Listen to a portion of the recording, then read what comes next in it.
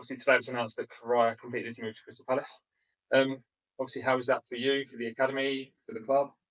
It's fantastic news. Obviously they've just released it today, but he's been there since March, pretty much. I think it's a great testament, really. Look, when you look at Kurai's sort of pathway in his career so far, his journey's been incredible. He was a grassroots player, never been in an academy of any sorts, always been on the periphery. I think he had a few trials when he was a little bit younger.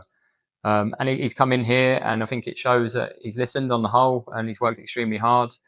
He's gone down the path of, we loaned him out to Leverstock Green in his first year here with us, where he played about 20 odd games, got young player of the season, and he filled in a few times for us as well in his first year here. I think he played 4 or 5 games in his first year here.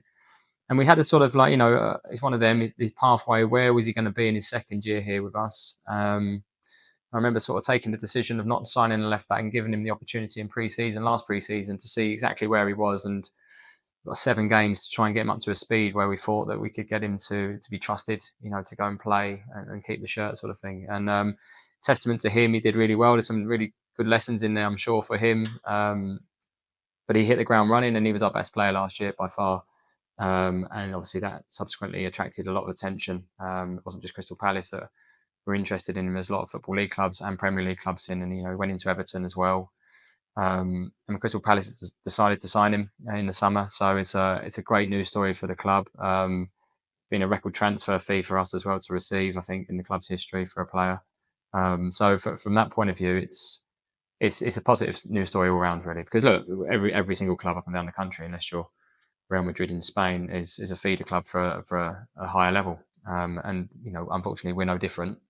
But this level is a Premier League level, which is the top level. So to have a player go from Hertford Town to a Premier League club straight to there, going to other clubs on the way, has been incredible. So unbelievable, great story, and I'm really pleased for him because he deserves a chance, and now it's down to him to go and make the most of it.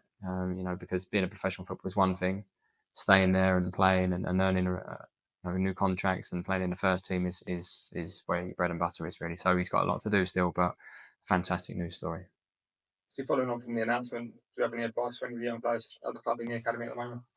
Just advice for young players in general, really, is that if you want to be a professional footballer, it can happen, obviously, and even against the backdrop of not being in a professional environment before, or professional football club, it can happen. You've got to have belief, you've got to have sacrifice, you've got to listen an awful lot, and you've got to work so hard. And when you get opportunity, you've got to take them ultimately. And if you do those things, and you've got that relentless sort of appetite to get better every day, and then you can get there. The odds are really small still, so there's no big dream factory where you're just pumping out stuff and telling them that's definitely going to happen. But at the same time, our record actually in the last 3 or 4 years has been really good where players have gone. I was talking to we had James Collins who played for us in the summer. Obviously, he went to Watford. Max Hudson was at Ipswich.